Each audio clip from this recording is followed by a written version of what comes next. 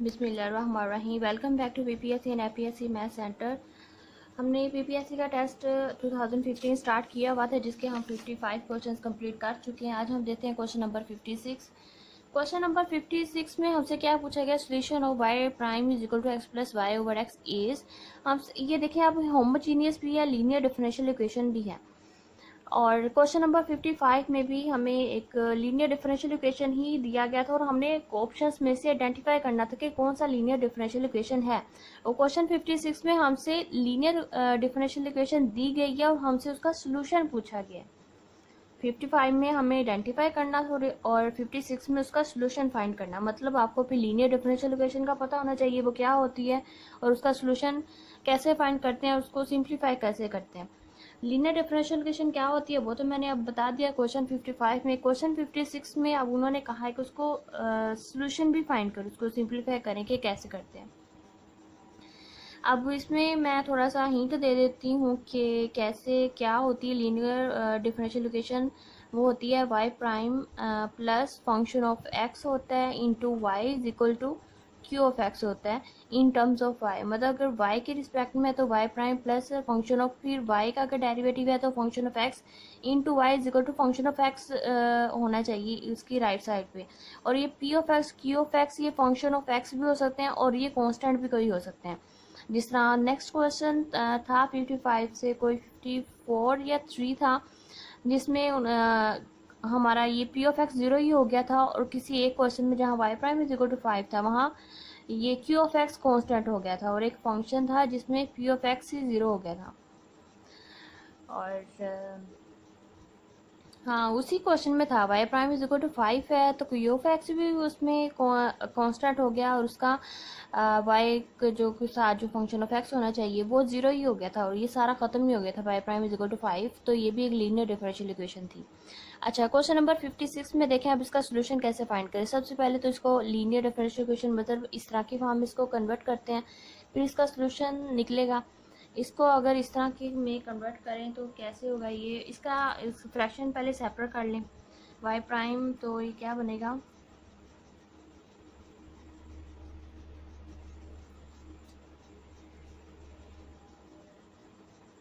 जब हम इसको सेपरेट करेंगे इसके फ्रैक्शन को तो ये बनेगा 1 प्लस वाई ओवर एक्स हो जाएगा। और इसको इस तरह की लीनियर डिफरेंशियल फॉर्म में लाने के लिए इसको इस तरफ ले आते हैं। This implies that Y prime minus Y over X is equal to 1। And then देखें कि ये 1 ओवर एक्स चाहे इसको इस तरह लिख लें कि Y prime is equal minus into 1 over X into Y is equal to 1। यहाँ क्यू ऑफ एक्स इसका कॉन्स्टेंट फंक्शन है और पी ऑफ एक्स इसका 1 ओवर एक्स है।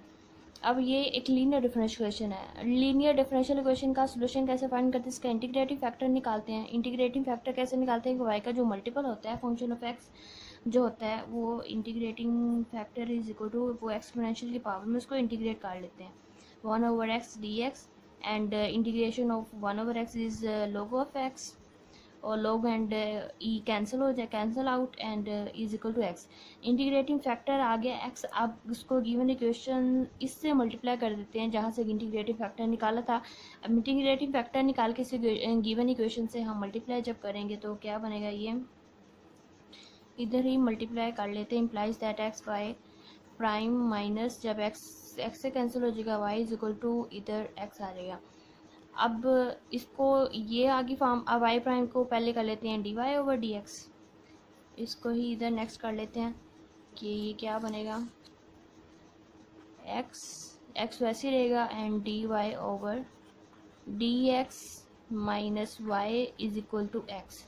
ये चीज़ अब डी एक्स को मल्टीप्लाई कर देते हैं on both sides, then X D Y is equal to क्या इम्प्लाई करेगा, X D Y minus Y D X is equal to X D X. अब इसको डेरिवेटिव फॉर्म में लिखते हैं ताकि ये मुकम्मल डेरिवेटिव बने, फिर इंटीग्रेशन से डेरिवेटिव कैंसिल हो जाए। उसके लिए देखें कि पहले फंक्शन डेरिवेटिव है वाई का, फिर एक्स का है, फिर ये मतलब एक्स वैसे मल्टीप्लाई फिर एक्स का डेरिवेटिव है, यहाँ वाई का डेरिवेटिव इंटू वाई है। तो एक्स स्क्वायर से अगर हम वो साइड्स अगर डिवाइड कर दें तो हमें क्या इम्प्लाइज करेगा कि इतना तो ये क्वेश्चन रूल बनेगा, किसका क्वेश्चन रूल बनेगा, वाई ओवर एक्स का। वाई ओवर एक्स को जब डेरिवेटिव लेंगे D over D X into Y over X, मतलब इस चीज़ का जब डेरिवेटिव या क्वेश्चन रूल इस चीज़ पे जब अप्लाई होगा तो नेक्स्ट यही चीज़ बनेगी और इससे एक्स के कैंसिल हो जाएगा, इज इक्वल में रह जाएगा 1/x dx। और ये 1/x इसका डेरिवेटिव होता है, ये log ऑफ x का डेरिवेटिव होता है।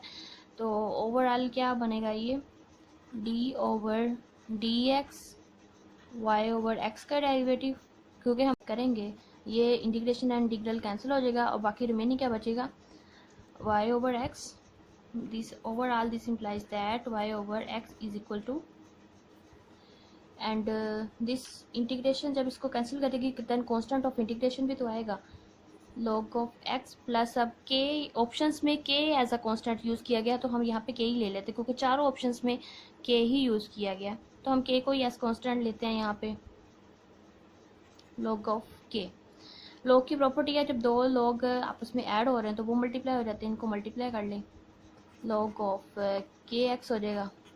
नेक्स्ट एक्स इधर डिवाइड हो रहा है उधर जाके मल्टीप्लाई हो जाएगा, तो this implies that y is equal to X log of kx। ये इसका सोल्यूशन बना डिफरेंशियल इक्वेशन का। आप ऑप्शन मैच कर लेते हैं कि कौन सा ऑप्शन इसके साथ मैच होता है। कि आप देखें कि सी ऑप्शन मैच हो रहा है, Y is equal to X के log ऑफ एक्स, तो C option is the right option for question number 56। कैसे हमने कैलकुलेट किया, हमने सबसे पहले जो गिवन डिफरेंशियल इक्वेशन दी गई थी उसको हमने लीनियर डिफरेंशियल इक्वेशन फॉर्म में लिखा, Y prime minus 1/x into prime, integrating factor निकाले, इंटीग्रेटिंग फैक्टर आया x। अब x को इस गिवन इक्वेशन के साथ मल्टीप्लाई किया, मल्टीप्लाई करने के बाद उसको कंप्लीट किया, उसका डेरिवेटिव कंप्लीट करने के लिए एक्स के से हमने डिवाइड किया, एक्स के से डिवाइड करने के बाद ये डेरिवेटिव बना question rule Y over X पे जब अप्लाई करेंगे तो ये मतलब इसका डेरिवेटिव बनता है D over D X Y over X का, और इधर 1 ओवर डिवाइड करने से 1 ओवर एक्स बना, 1 ओवर एक्स डेरिवेटिव होता है log ऑफ एक्स का, और दोनों तरफ जब इंटीग्रेट अप्लाई किए इंटीग्रेशन तो इससे cancel, Y over X is equal to log of X plus log of K, and log की प्रॉपर्टी लगाई, log ऑफ के एक्स हो गया और y is equal to X log of K X, and C option is the right, you can see।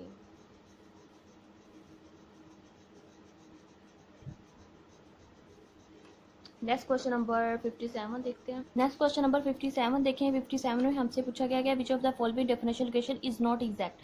अब exact differential equation में पूछा गया है, और एग्जैक्ट डिफरेंशियल इक्वेशन क्या होती है, वो एग्जैक्ट डिफरेंशियल इक्वेशन होती है एम डी एक्स।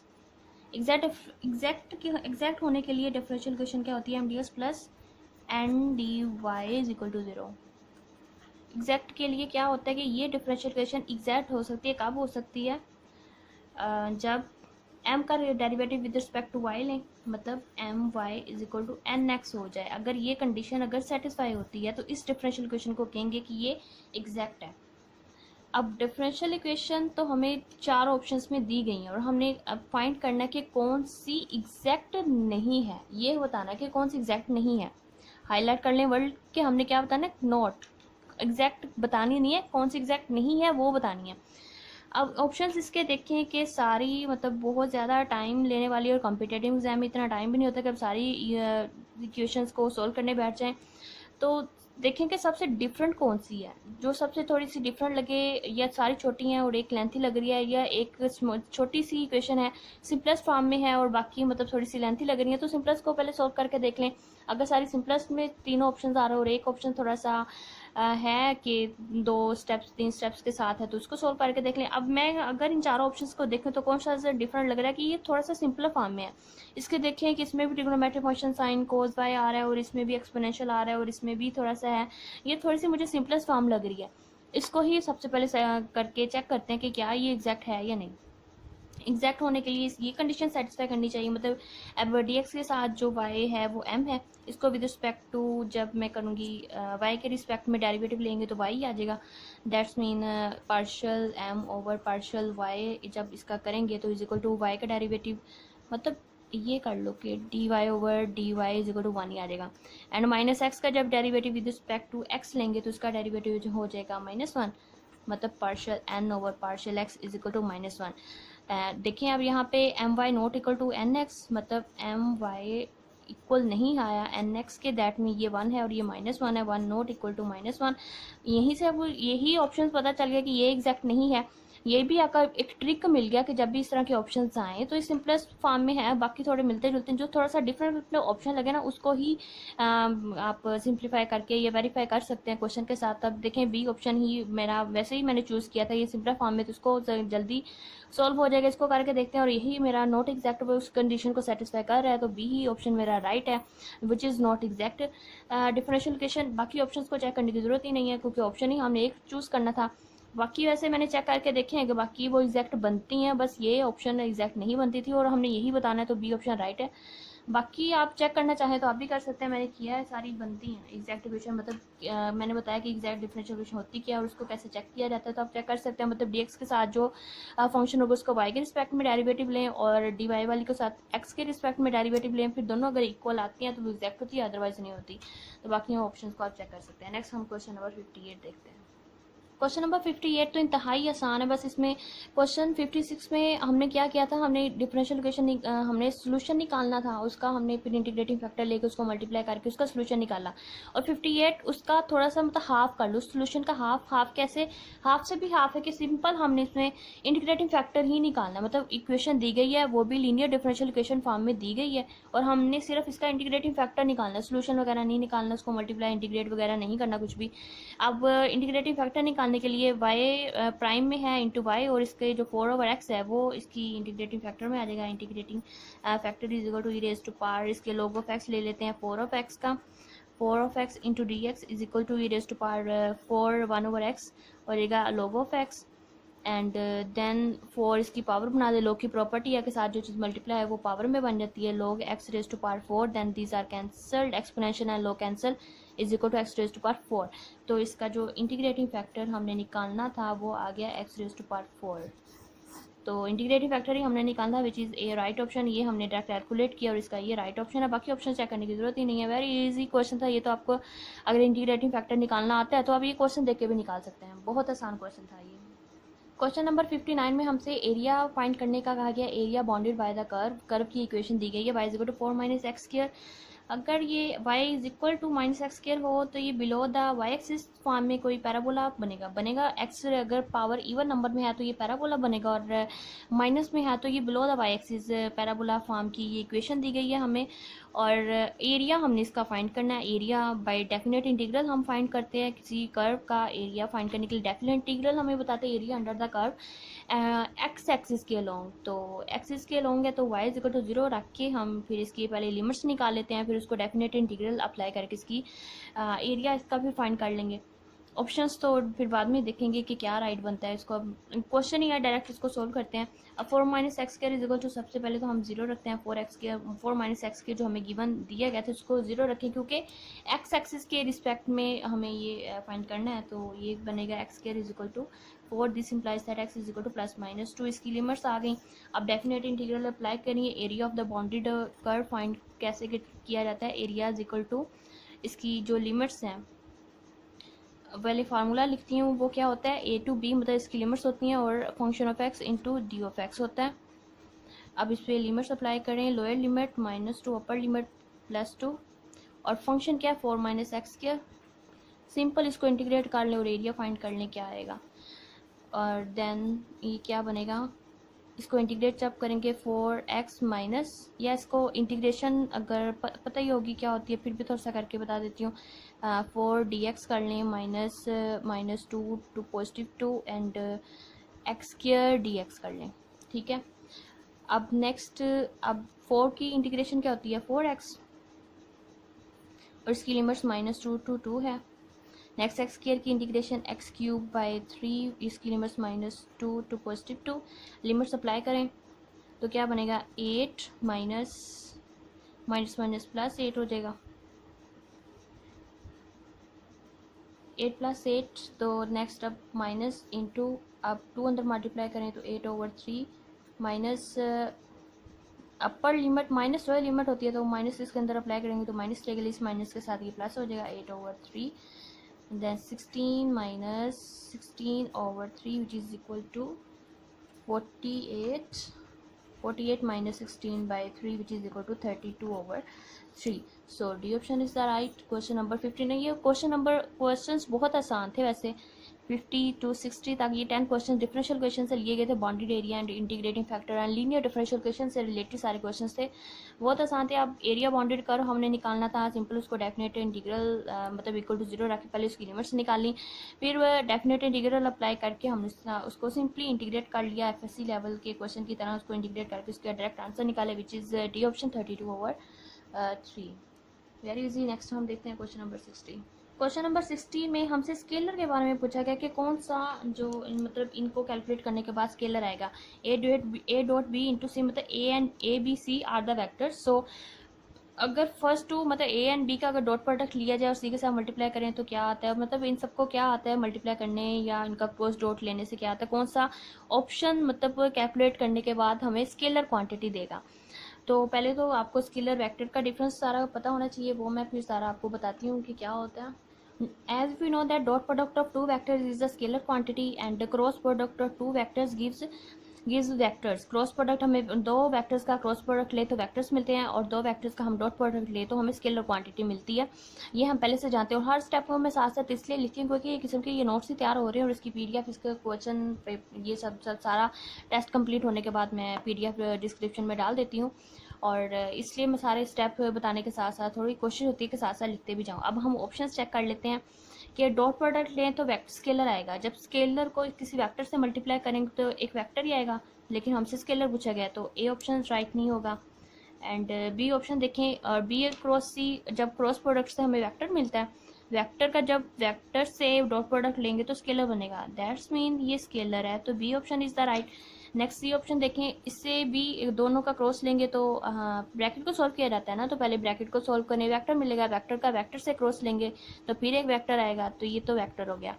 अब इन दोनों का जब डॉट प्रोडक्ट लेंगे स्केलर आएगा, लेकिन वेक्टर को जब वेक्टर में से माइनस करेंगे तो भी एक वेक्टर ही आता है और वेक्टर का जब कांस्टेंट से मल्टीप्लाई करेंगे तो भी एक वेक्टर ही आता है, तो ये भी रॉन्ग हो गया। अब इसको मैं सारा लिख के बता देती हूँ कि कैसे कैसे, और इसका बी ऑप्शन राइट है, आई समझ आ गई होगी, फिर भी कुछ स्टेप्स मैं कर देती हूँ। देखिए जब मैंने कहा कि जब दो वेक्टर्स का डॉट प्रोडक्ट लिया जाता है तो स्केलर आता है और जब दो वेक्टर्स का क्रॉस प्रोडक्ट लिया जाता है तो वेक्टर्स आते हैं। अब देखिए जब दोनों का ऑप्शन ए को देखें, यहाँ पे option A dot B into C is equal to, जब दो वेक्टर्स का डॉट प्रोडक्ट लेंगे स्केलर आएगा, स्केलर को जब वेक्टर से मल्टीप्लाई करेंगे स्केलर इंटू वेक्टर तो ये एक वेक्टर क्वांटिटी ही देगा। मल्टीप्लाई करना है, डॉट या क्रॉस नहीं है, सिंपल ही मल्टीप्लाई करना है, तो स्केलर इंटू वेक्टर तो ये वेक्टर ही देगा, लेकिन हमसे स्केलर के बारे में पूछा गया था इसलिए ये ऑप्शन रॉन्ग हो गया। नेक्स्ट क्वेश्चन बी ऑप्शन देखिए, उसमें B A dot B cross C है, अब दो वेक्टर्स का क्रॉस लेंगे तो वेक्टर ही आएगा, वेक्टर इनटू वेक्टर का डॉट लेंगे तो एक स्केलर आता है, दैट्स मीन वेक्टर, ये भी वेक्टर है और ये खुद भी एक वेक्टर है, इन दोनों के दरम्यान में डॉट है तो हमें स्केलर क्वांटिटी मिलेगी। सो हमसे स्केलर ही पूछा गया था, बी ऑप्शन हमारा राइट ऑप्शन बन गया। नेक्स्ट सी ऑप्शन क्या है, सी ऑप्शन के लिए ए क्रॉस बी क्रॉस सी, दोनों का लेंगे क्रॉस तो वेक्टर, वेक्टर क्रॉस वेक्टर के साथ करेंगे तो एक वेक्टर ही मिलेगा, और सी ऑप्शन भी रॉन्ग हो गया। नेक्स्ट डी ऑप्शन में क्या है कि A dot B into A minus A, और जब दो वेक्टर्स का डॉट लेंगे तो स्केलर आएगा, और जब दो वेक्टर्स का डिफरेंस लेंगे, ये सम या डिफरेंस करें तो एक वेक्टर ही आता है, स्केलर इनटू वेक्टर मल्टीप्लाई करना है तो हमें एक वेक्टर ही मिलेगा, लेकिन इस तरह हमारा ये बी ऑप्शन राइट है। और 2015 के 60 क्वेश्चंस कंप्लीट हो चुके हैं, 1 to 60 क्वेश्चंस हमने सारे क्वेश्चंस विद डिटेल हमने सारे क्वेश्चंस कंप्लीट कर लिए हैं, और इसकी पीडीएफ भी पूरे पेपर होने के बाद मैं डाल दूँगी और डिस्क्रिप्शन में। अगर कोई आपको फिर भी कोई क्वेरी है, कोई क्वेश्चन है तो ज़रूर कमेंट सेक्शन में पूछा करें, and like and share with your friends and keep visiting. Thank you.